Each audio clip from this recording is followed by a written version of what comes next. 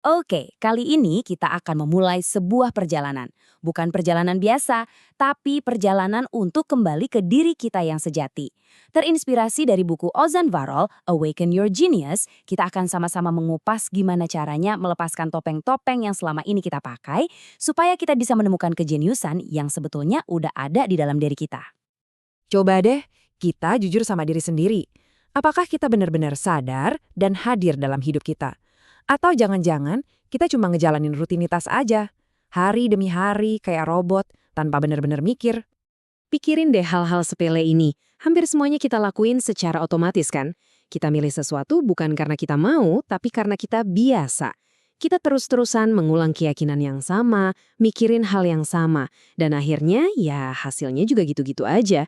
Tanpa sadar masa lalu kita jadi cetakan buat masa depan kita. Nah, ini dia inti masalahnya. Sejak kecil, kita kan diajarin buat cocok, buat pas sama lingkungan. Jadinya, kita malah ngikutin jalan yang udah ada, yang sebenarnya bukan punya kita. Kita dengerin kata orang lain yang bahkan gak kenal kita sepenuhnya. Akibatnya, yaitu kita jadi lupa siapa kita sebenarnya. Terus gimana dong caranya kita bangun dari kehidupan yang udah digariskan orang lain ini? Nah, langkah pertamanya justru adalah eliminasi. Kita harus melepaskan. Perjalanan ini anehnya dimulai dengan kematian. Bukan kematian beneran ya, tapi kematian dari diri kita yang palsu. Supaya kita bisa mulai dari nol dan buang semua yang gak otentik. Dalam ajaran Buddha ada konsep menarik nih namanya unbaying. Gampangnya, ini tuh proses buat ngelepasin semua label yang nempel di diri kita. Misalnya, saya orangnya perfeksionis, saya pemalu, saya pendukung partai A, saya pendukung partai B. Semua label itu sebenarnya malah ngebatasin potensi kita yang asli. Di sini nih bedanya kelihatan jelas banget. Identitas itu cuma konstruksi, cerita yang kita karang sendiri tentang siapa kita. Dan seringnya kita malah kejebak di cerita itu. Tapi diri, nah itu inti sejati kita. Itu semua keragaman di dalam diri kita yang baru muncul pas semua label tadi dilepasin. Ingat ya, Anda itu bukan CV Anda, bukan pilihan politik Anda, bukan juga jenis diet Anda. Anda itu jauh-jauh lebih dari itu semua. Kutipan ini dalam banget. Artinya, diam di tempat itu justru menyakitkan. Ada harga yang harus kita bayar kalau kita nggak berani bertindak, yaitu matinya potensi kita. Jadi, proses ngebuang hal-hal yang udah nggak relevan itu bukan pilihan, tapi keharusan. Ini kayak bersih-bersih rumah, biar ada ruang buat diri kita yang sejati bisa tumbuh.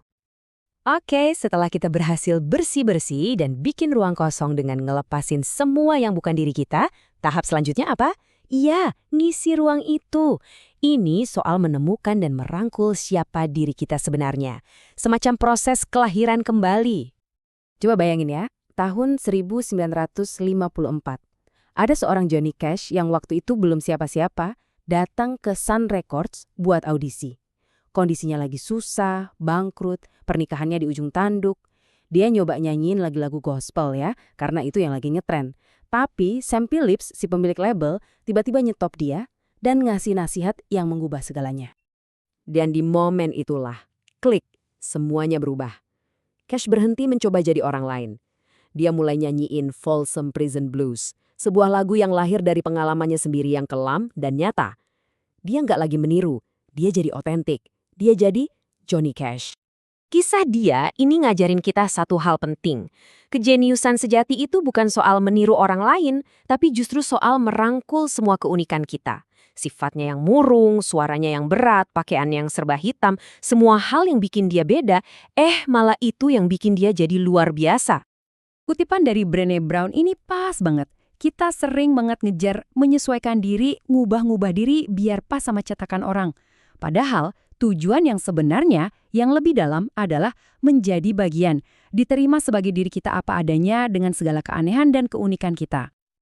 Oke, kita udah nemuin lagi diri kita yang sejati. Terus, tantangan berikutnya adalah gimana cara kita membawa diri kita yang baru ini ke dunia nyata.